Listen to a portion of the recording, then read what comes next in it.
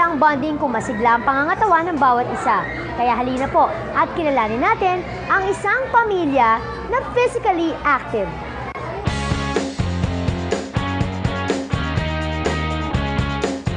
Walking, jogging at badminton ang ilan sa karaniwang exercise tuwing Sabado ng pamilya Abanilla. Halos nagpapaikot-ikot lang sila sa kanilang subdivision dito sa Cainta, Rizal.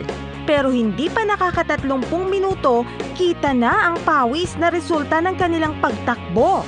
Every weekend, lumiikot kami dito sa subdivision namin, nag-jogging kami, walking, tapos badminton. Tapos after that, nagluluto ako ng mga favorite food nila para yun ang bonding moments namin, lalo-lalo na pagka walang mga pasok sila. From Monday to Friday, nasa trabaho tayo. Ito lang panahon para mag-relax at mag-exercise kasama ng pamilya. At the same time, nakakatulong pa sa kalusugan namin.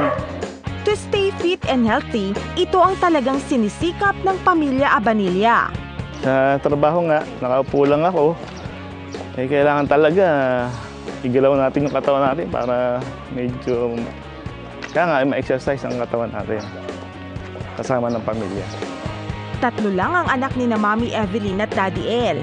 3 lang nga yung anak ko, kaya yun pala, meron palang disadvantage din yun kasi katulad niya, nag-asawa na yung panganay ko. Kaya hindi na namin siya nakakasama madalas.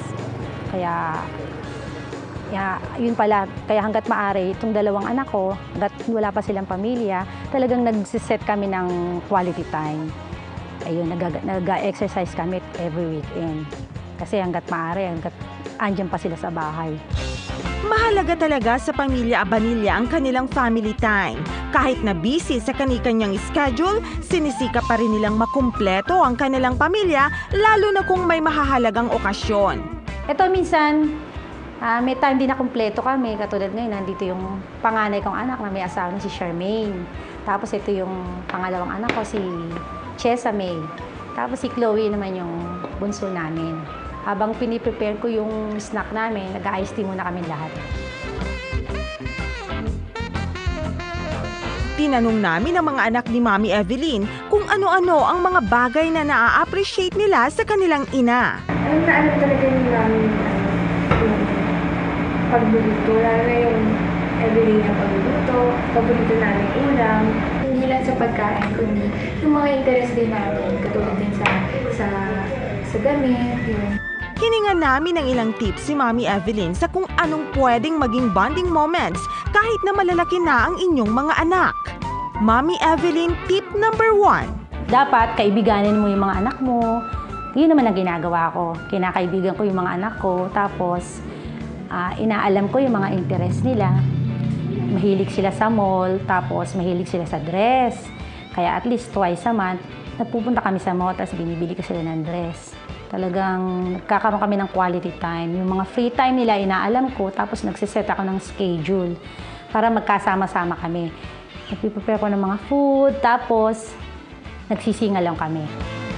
Tip number 2. Siyempre bilang nanay ka, inaalam mo talaga yung mga paborito ng anak mo. At yun naman ang ginagawa ko at ibinibigay ko sa kanila. Alamin kung ano ang hilig ng anak. Halimbawa, ipaganda sila ng kanilang mga paboritong pagkain o merienda o juice drink katulad ng Magnolia powdered iced tea na pwede sa kanyang bunso. Pwede din sa anak niyang dalaga dahil sa may unique combination ito ng fruit and tea flavors. And hindi niya rin nakakalimutan na ipag-prepare kami ng Magnolia lemon iced tea, powdered tea, na may unique combination siya ng fruit and tea drink flavor. At nakaka-refresh pa talaga. Si Mami Evelyn ay isa lamang larawan ng isang ina na naghahangad na mapatatag ang samahan ng kanyang pamilya. Sa simpleng bonding nila, kahit na malalaki na ang kanyang mga anak, ay nagagawa pa rin nilang magkaroon ng bonding moment ng magkakasama.